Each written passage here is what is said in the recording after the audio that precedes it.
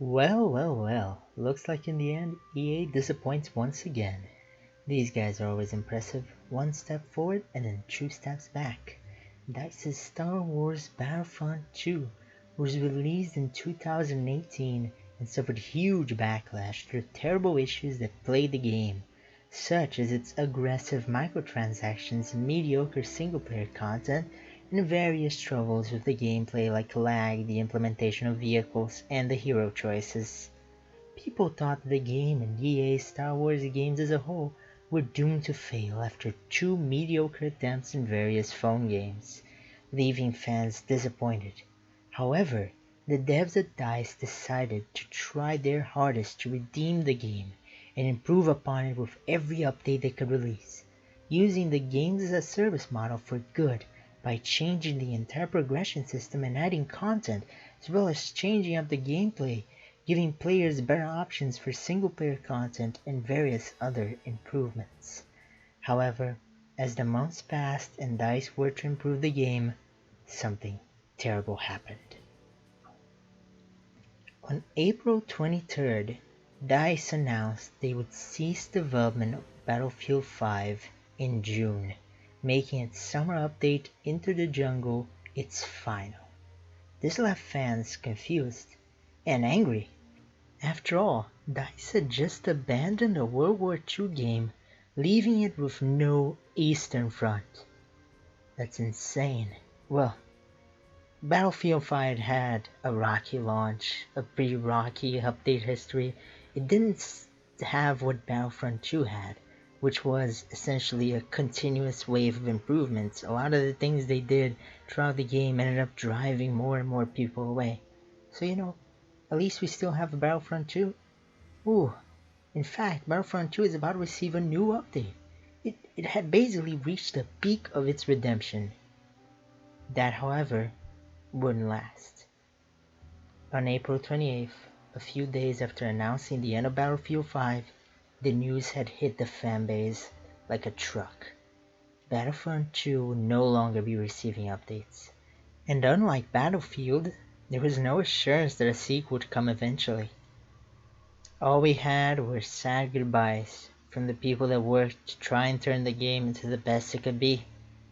It appears that the games as a service model would not only be Battlefront's salvation, but also its doom, as every service has to reach an end, and EA decided that their end had finally arrived, cutting the support and leaving the game in maintenance mode, with only some in-game events like double XP remaining, and no more updates in the horizon. The fans could do nothing to stop this desolate future from happening. Even if you don't believe the game had improved enough to be considered good or even decent, to cut its support when it had finally attracted a loyal fanbase and had even made certain reviewers redo their old reviews as they no longer represented the original product. Cutting off the support now and preventing this game from becoming what it was meant to be is just saddening and even cruel. Now the future remains uncertain, while the player base is not ready to give up, even starting petitions to try and save the game. It's safe to say that EA will probably ignore all of them, just like they have done in the past.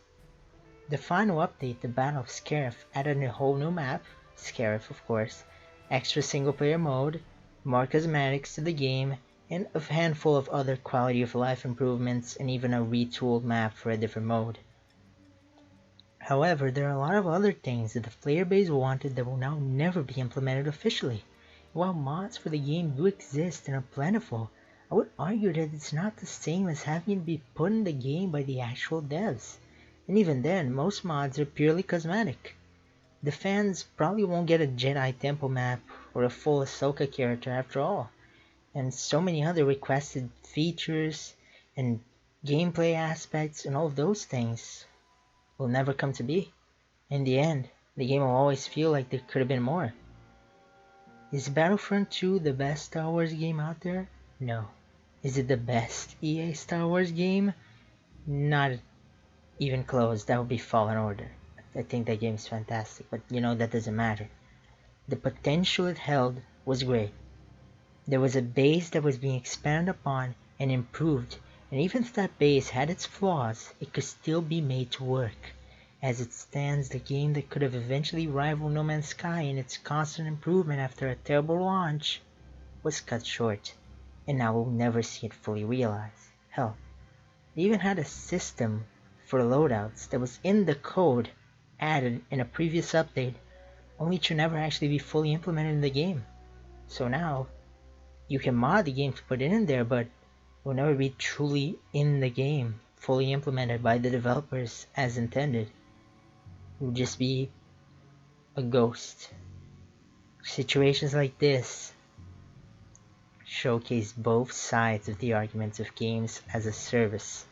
If Battlefront 2 had not gone through updates, it most likely would have been forgotten and left behind, only be occasionally mentioned when discussing Star Wars games. But now that it went through all the improvements and updates it did, it was able to at least somewhat recover from its horrific fall. Now it's up to the players and modders who can choose what they want to do with the game. Will it be cast away, or will it last for years to come? Well, only time will tell. But one thing is for certain, if EA pulls this shit in Battle for Neighborville, I will fucking kill a man.